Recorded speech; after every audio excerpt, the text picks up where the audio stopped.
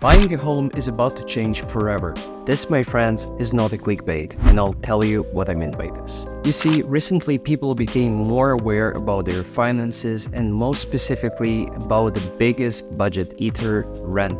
Since rent on average takes more than 30% of annual gross income, this is a big chunk of money that just shouldn't be neglected. Yet people still do not know how to plan their budgets properly and have little financial education to understand how to save more and spend less from that 1/3 of their budget. The concept I want to cover today isn't something new, yet many undermine its power to compound wealth and never actually apply it in real life. I'm talking about the concept of buy to rent and rent to live. Before I go on, I do put a lot of effort in these videos, so as a moment of appreciation, would be very thankful if you can leave a thumbs up and subscribe so more people can see these videos and hopefully learn something new. With that being said, this is actually a solo podcast, so the next few minutes is going to be just raw and uncut,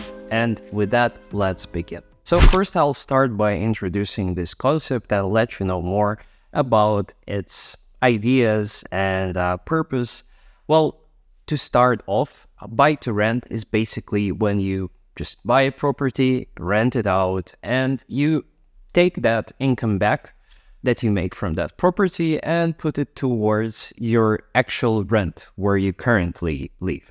So basically, instead of buying a property and starting to live in that property right away, you buy this property as an investment and you rent it out. You don't have anything to do with it whatsoever during the term of the rental. You most probably will take a mortgage on that if you're smart, and hopefully you will actually consider this because this is very important. And basically that mortgage will be covered by the tenant, and you most probably will make some profit on that. Usually in good, healthy markets where there is high rental yield, you would be actually expecting to get at least basically double of what you're paying for the mortgage monthly payments. So basically if you're paying $2,000, let's say, for your mortgage, then you are going to rent it out for around $4,000. So I'm speaking in dollars, but this could actually be applied to anything. But basically you get the point that $2,000 is going to cover your mortgage payment, which basically is comprised by interest and principal. So the tenant actually pays something towards your actual mortgage equity. And you're also getting $2,000 as profit, and you can use that profit to rent somewhere else. So although it sounds like a very easy concept, when you think about it, it's actually not so easy because at the end of the day, people are different. They are used to live some lifestyles that maybe they just don't wanna give up, or many have loads of different reasons, and I call them excuses because personally I've seen that this method and concept really, really works and is really great in terms of building wealth through property investing. But again, if you're not interested in that, you just want to have your big house, let's say, and live there with your family, maybe you're planning to have kids, then you might not think of, moving around for too many years, dealing with the landlords and so on. So maybe you want to stick to actually buying a property and just living in that with your family and having kids in there as well. But if you are young and most probably are looking to build wealth, then this could be a really, really good method to start off with, specifically if you are not tied to a specific location. You are in a better position if you are considering to just not be tied to something, as in if you're purchasing the property to live in there, then it's going to be really difficult to move around afterwards. So for example, if you bought a 2-bedroom apartment, you settle there, you have done all the furnishing and so on, and at some point you get a job offer to move out of this country, it's really, really good. You can't basically reject it. Then it's going to be difficult for you to take out all your stuff from there, understand how are you going to rent that property out, or maybe even sell the property if you don't want to hassle with renting. So at the same time, you could have invested in maybe a smaller one with smaller down payment, which will not stretch you as much. Or you could have even taken two smaller ones for the same price of the 2-bedroom and just put them on a property management contract. They are being rented out. Someone is paying your mortgage down payments. You're actually getting profits out of that as well. And you're using those profits, the income from those rentals, to actually be more flexible, rent wherever and wherever you want in this country, different country. So same case scenario, if you get that job offer and you're actually currently renting, then you can just, I don't know, pay the early termination contract fee and move out without really thinking much. You know exactly what you're going to pay, so exactly your costs. And you also have those rentals that are working for you, are going to continue to work for you. Also, there are many cases where, different countries will give you expat job offerings, and they will actually take you from your own country basically, and they would pay the first 1, 2, or even 3 months of accommodation costs in that new country. So if you're actually in this kind of space where your job could require some travel, or there are opportunities overseas and you're actually open to consider this, there is a lot of leverage that you can use from that employer to basically cover your moving costs. So basically your first few weeks, months, usually it's actually a few months of accommodation. And at the same time, you're still having your rentals that are working for you, are generating you money, and you don't really have to do anything with that. So you don't need to sell them, you don't need to stress and panic. Whereas if you had that property where you were living in, you actually will be quite in a anxious position, because you would have to consider many things. You would be pressured most probably by time, because the company would ask you, for example, to give an answer in 2 weeks, and you will really be like in a stressful situation. So that's one part of the thing. The other things to consider is just giving you really more flexibility to just grow and not be tied to one specific place. I mean, I do understand that it's nicer to own your property where you live and you can do whatever you want, but in most cases, if you're just a normal tenant and you are lucky with a normal, not even good, but normal landlord, you can reach out to them. You can ask them to make some changes, specifically if those changes are actually beneficial for the landlord. I mean, me as a landlord, if my tenant would come to me and say that I want to install some really nice mirror, and I would be like, well, are you going to cover for this installation? And the tenant would be like, yeah, definitely. It's just for me, for using, but I can leave it afterwards. It helps me as well as a landlord. So I could just tell her or him that, you can install it, but with the condition that I'm going to keep it afterwards because there are already holes and so on. Or you can even replace it with something at the end. Just make sure to cover everything. So there are many things and ways how you can go around this, and I think it's actually not as hard as many think. And that's the thing. I would really prefer to have that flexibility, specifically if you are in your 20s or 30s. But even if you're in your 40s and have kids, you might start with, let's say, a 1 or 2 bedroom apartment. That's what you have budget for your down payment.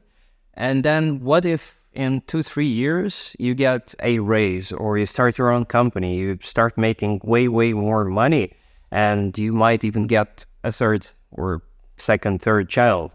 and you need more space, you can actually afford that more space, you are tied still to the property that you invested in. So, and you're living in there because you need to sell it, you need to rent it out or do something with it so you can get your money back, use it towards your bigger property for your bigger family plans and budgets.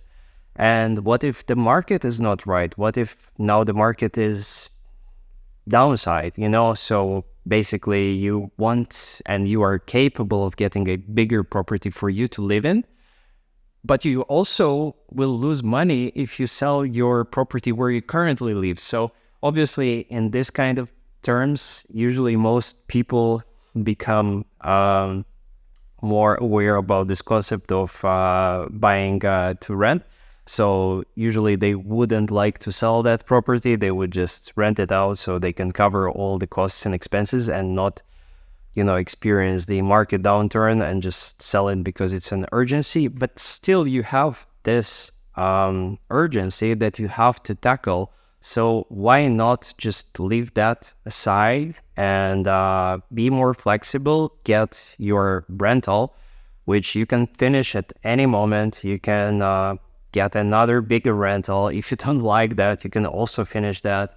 Even though it sounds scary that you have, 12 or even 24 months contracts, you can still end them. And you can ask this in a clause. You can be just open-minded and normal. You don't need to hide anything. You can say that I'm planning to have, let's say, kids. So can we have a clause that in case I decide not to continue the rent, I can pay 1 month fee, which is way less than the urgency of selling your investment.